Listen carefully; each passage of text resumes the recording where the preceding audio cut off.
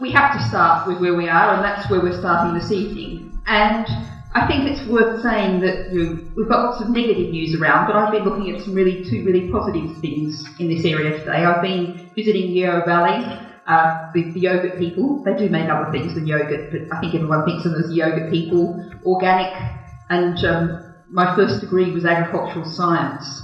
So I had a lot of fun today. I got to be really geeky about soils. And I'm not usually allowed to be geeky about soils because, it doesn't really play well in the public. So I had a lovely time, and I've also been to the community farm. And if you're thinking it looks like I didn't clean my shoes this morning, no, that's the dust from the community farm. Great project. If you haven't heard about it, do look it up. A really good project to get community food growing in this area, worth promoting and supporting. So there's lots of good things happening. I think that's always a good place to start, really. But of course, we do also have what I think we're all still coming to terms with, really, is a shock and a shocking referendum result. And I think the turnout that we've got this evening, and thank you everyone who's given up your evening to come here to talk about the future of politics, really is a sign that people are really saying, what now? Where do we go from here? And I think to tackle that question, one of the things we've really got to start with is why are we where we are? And there's a huge range of issues there about austerity, about 30, 40 years of neoliberalism. But really one of the underlying things that I hope we can pretty well broadly agree on this evening is the fact that it's our electoral system. It's the way people have felt disempowered, not listened to, that's really been the key issue that's got us to this point, got us to that referendum vote. I think it's really worth noting that there's a lot of people talking about the issue of immigration, and indeed that's probably what the media is talking about most. But actually, if you look at the surveys, the solid evidence, what was a much bigger issue in people's mind was a broader, slightly amorphous idea of the slogan from the Leavers of take back control, was what people felt like they weren't in control of their own lives. And of course that's true, and of course Brussels wasn't to blame. But that's where we are. And I think one of the interesting things is some of the people who've voted Leave and have since said they regretted it, said, oh, but we didn't think our vote would count. And the thing is, I really stress that is not a silly thing to think. If you have been voting possibly for decades in election after election, and you live somewhere that's a safe Labour or a safe Tory seat, and your vote has never ever made a difference, you've done the right thing religiously, your public service duty, trotted down to the polling station, and it's never made any difference. And I think that's one of the things in which we start to say, why did this happen? That partly answers the why did this happen. So I wrote a piece for the Huffington Post that explored this in some detail, but I think why is the state of our politics in such a mess now? We think about why we've had neoliberal politics that have just utterly dominated since the rise of Margaret Thatcher. If you think about it, nothing's really changed in British politics since the rise of Margaret Thatcher.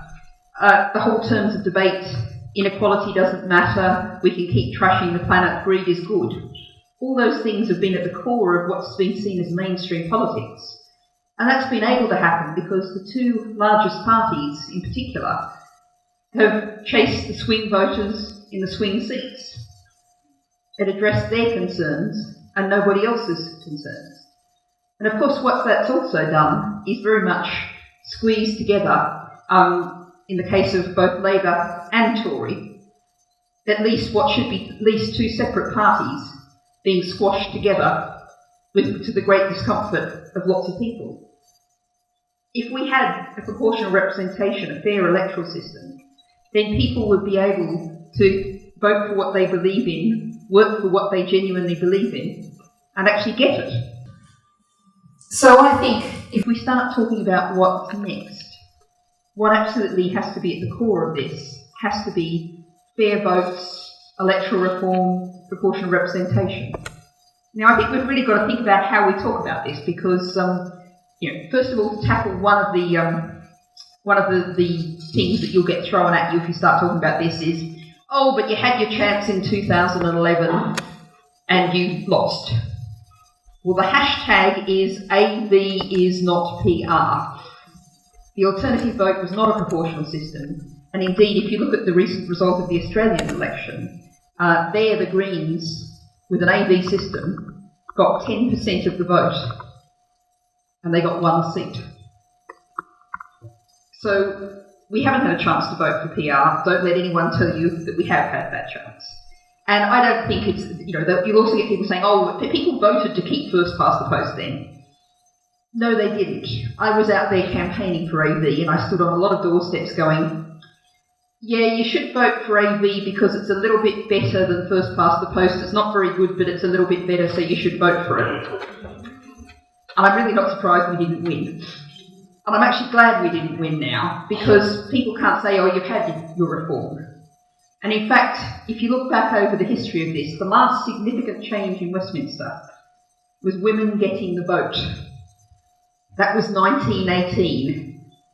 So I think that's quite handy, actually, because we're coming up to a centenary. And isn't that a nice point at which you can say, well, to mark the centenary of no significant change in British politics, we can bring in proportional representation of the Commons and, hey, let's push the democratic vote out and vote for the House of Lords as well. That's a real opportunity there. And I think one of the things that lots of foreigners looking at Britain have said, we thought nothing ever changed in Britain, and now just look at the last month of British politics.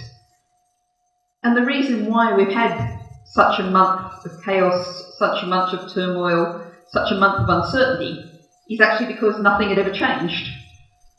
We haven't had reform, things have stayed the same, been ossified, and they need to change. And that brings me to the sort of key point here, an idea that's floating around in all sorts of different forms and different ways, the idea of a progressive alliance.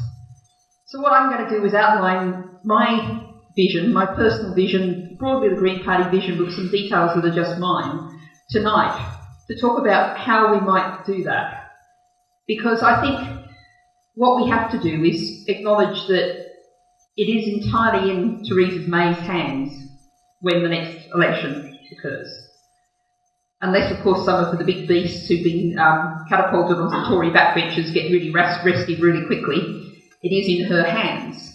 But nonetheless, there is a very strong moral case to have an election very soon.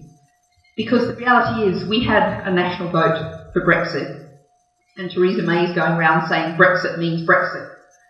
But as a senior German Green MEP said to me a week or so back, yes, but what does Brexit mean?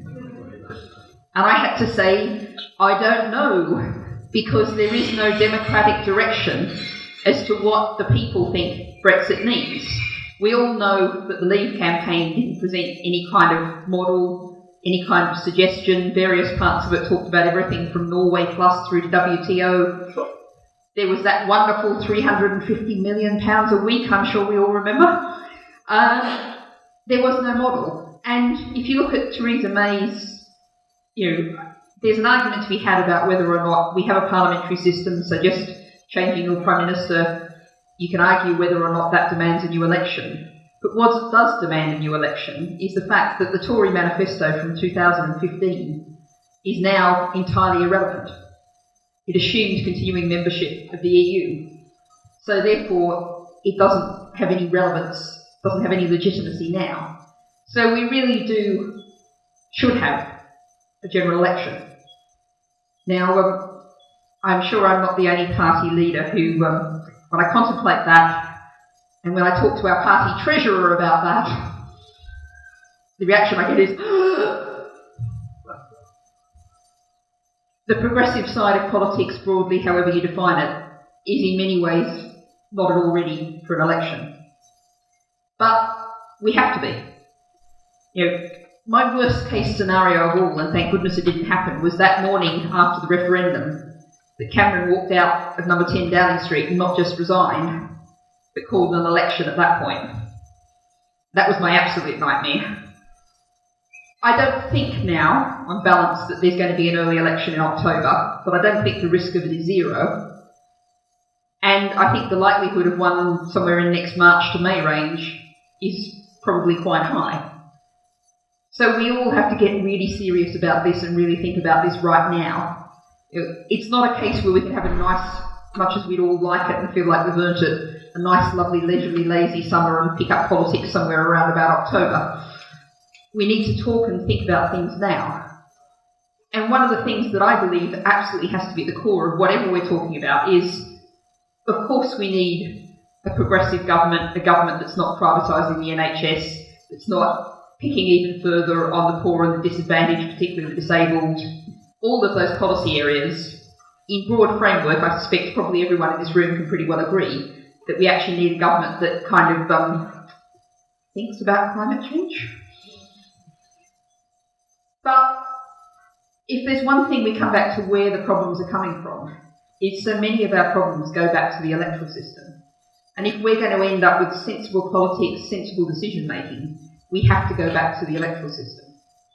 And so my vision for a progressive alliance is for the as broadly possible defined progressive side of politics to look at how we can make sure we elect a parliament that is in majority in favour of proportional representation.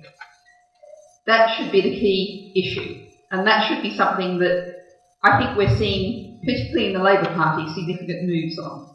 The Lib Dems, I think, have always pretty solidly been there. If you look at Scotland, we can kind of park Scotland on one side because, to give them credit, the SNP, even though first past the post has played very well for them, it is worth noting that in the last general election, Labour got about 40% of the votes in Scotland and one seat. The SNP is solidly on side on this, and they seem likely, I'm confident they will stick there. Clyde, I think, is in the right place. So that really leaves the question of Labour.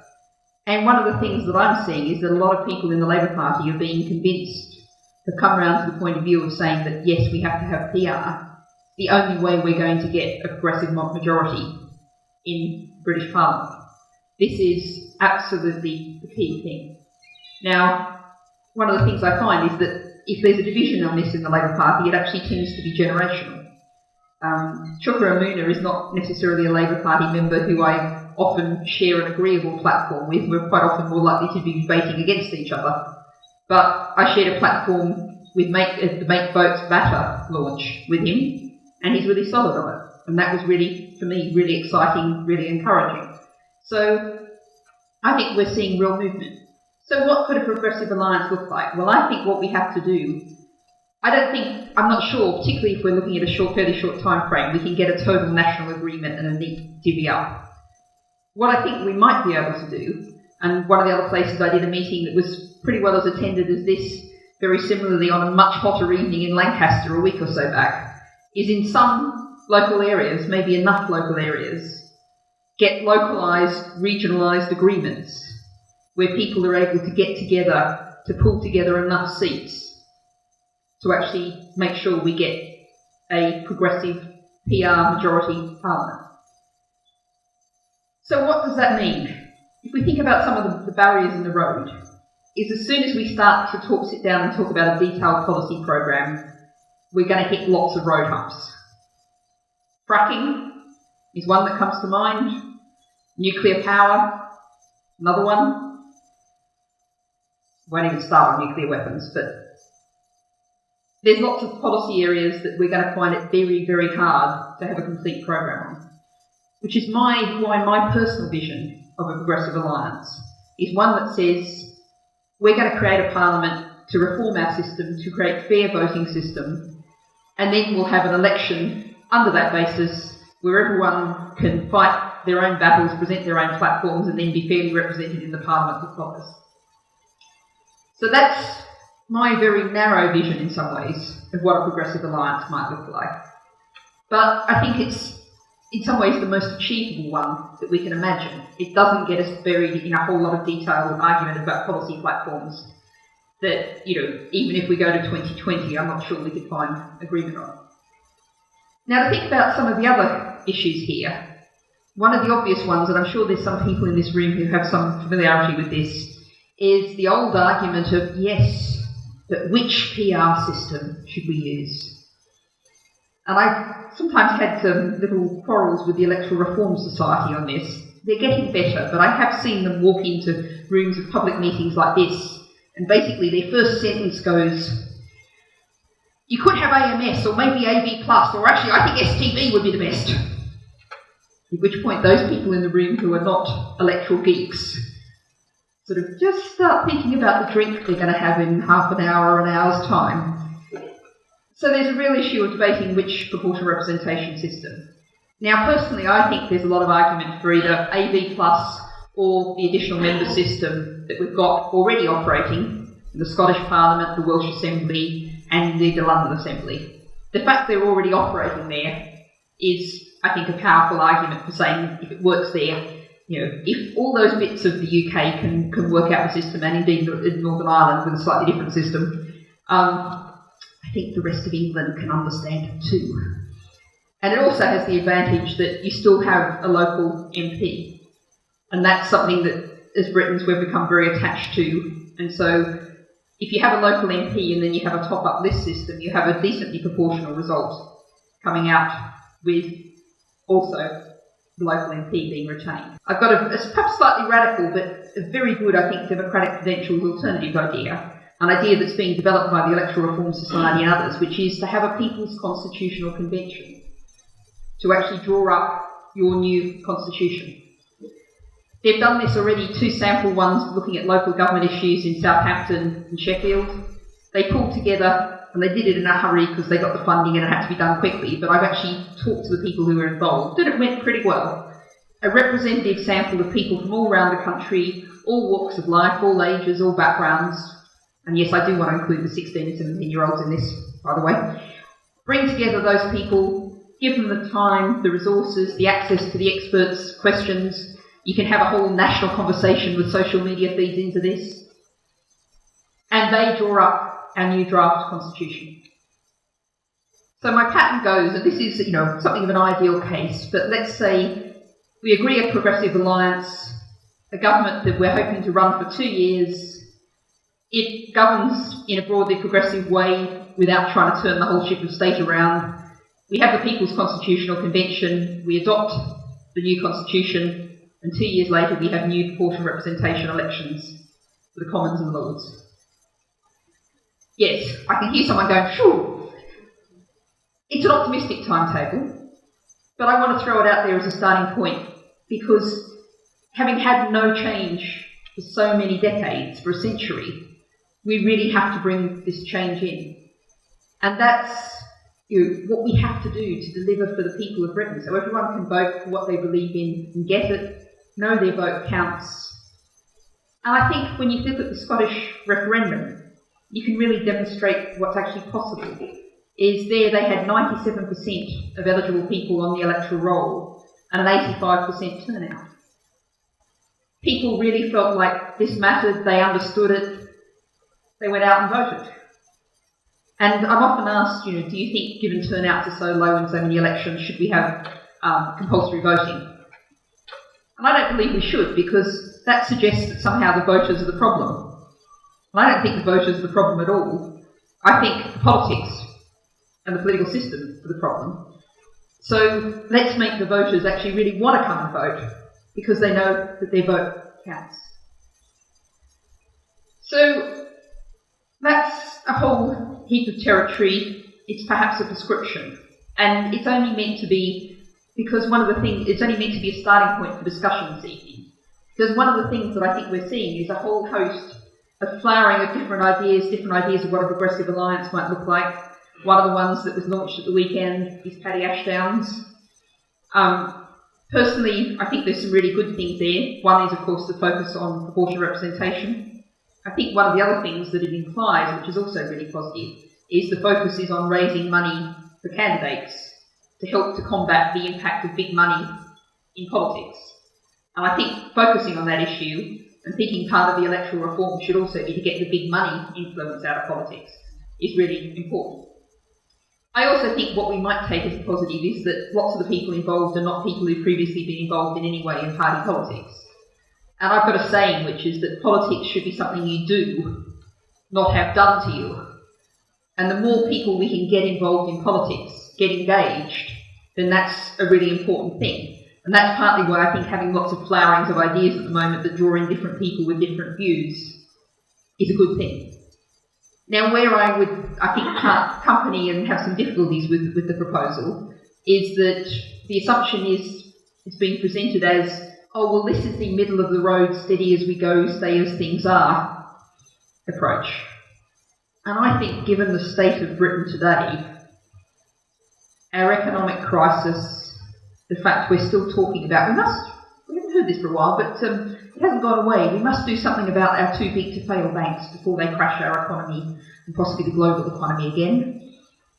The social crisis, 1.1 million visits to Trussell Trust food banks last year.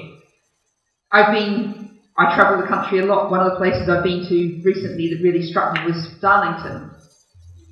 And just walking up to the station from the town in Darlington, and there's 4 pubs on that road, or at least there used to be 4 pubs. 3 of them have closed down, and I was being told that lots of the pubs in Darlington now only open on a Friday and a Saturday night, because that's all there's enough money for people to be able to spend. And you can see why places like Darlington voted leave in massive numbers, because they feel like things are such a mess, how could it possibly be worse? Voting for change has to be part, I believe, of the Progressive Alliance agenda. The idea that we're just leaving things much as they are and just twiddling a bit around the edges, I don't think does the job. But I think what we need to do is talking, engage, doing politics. My sample from this is a 17-year-old member of the Youth Parliament called Owen Winter. He's from Cornwall.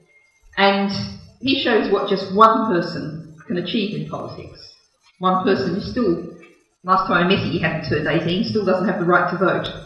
Owen, on the night of the general election, was so fed up with the state of British politics and the least proportional election result in British history that he started a petition.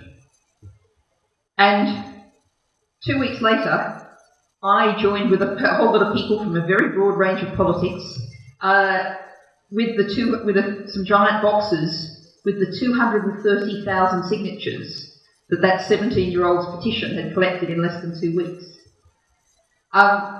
Now, I do admit that I do hold Owen slightly responsible for the fact that he gave Nigel Farage the chance to photobomb me.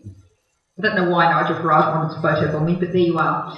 But it's a real sign of what one person can do. So I think one of the things that I hope we can all take away from this evening is some buzzing with ideas, hearing lots of different perspectives, but also the sense that it's not up to someone else to sort this out. It's up to all of us to sort this out. I don't think we can sort this out, the whole state of British politics, let alone the issue of Progressive Alliance or proportional representation. It can't be sorted out in Westminster. It has to be sorted out by people like you getting together, sitting down, talking to each other, and working out a way forward.